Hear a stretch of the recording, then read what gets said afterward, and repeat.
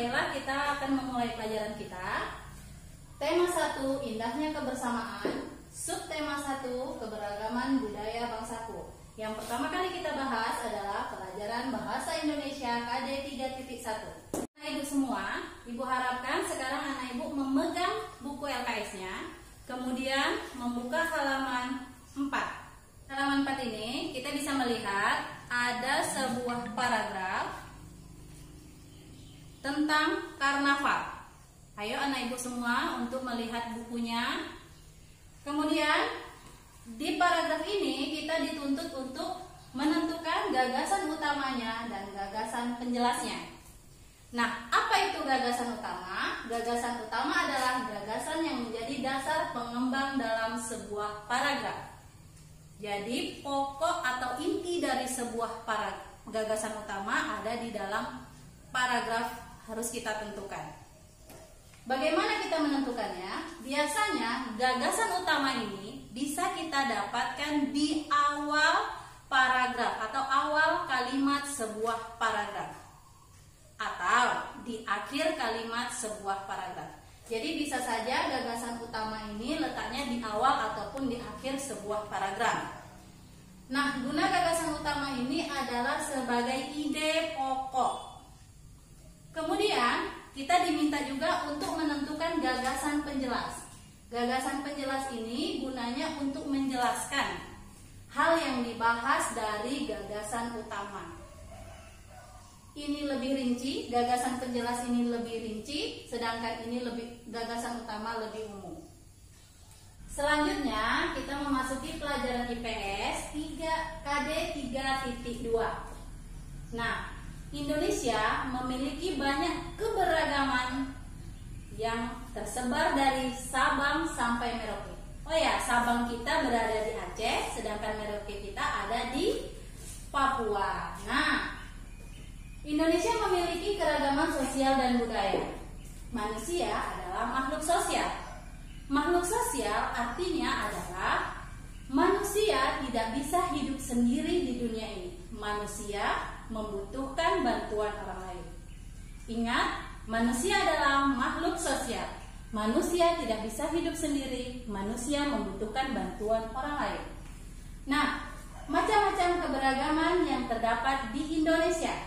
Salah satunya adalah keragaman suku bangsa.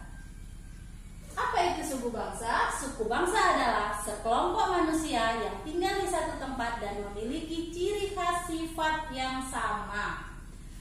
Contoh suku bangsa adalah suku Jawa. Kemudian ada suku Melayu. Keberagaman yang kedua adalah keragaman bahasa. Kita semua tahu bahasa pemersatu kita adalah bahasa Indonesia. Namun untuk bahasa sehari-hari kita di rumah, bisa kita menggunakan bahasa daerah dari kita berasal. Misalnya ibu berasal dari Jawa, maka ibu boleh di rumah membiasakan dengan menggunakan bahasa suku Jawa ibu.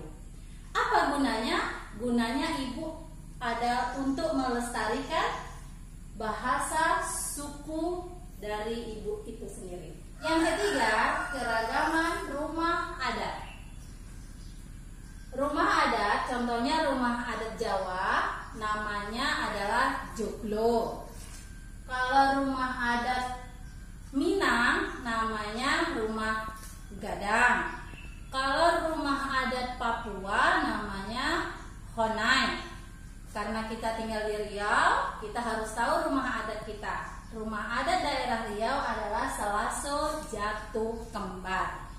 Oke, yang keempat ada tarian tradisional. Ini sangat banyak.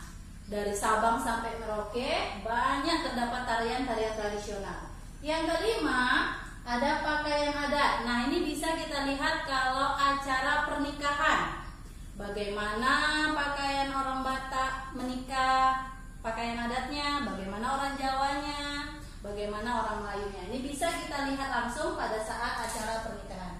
Yang keenam adalah alat musik. Nah, alat musik ini juga sangat beragam yang ada di Indonesia.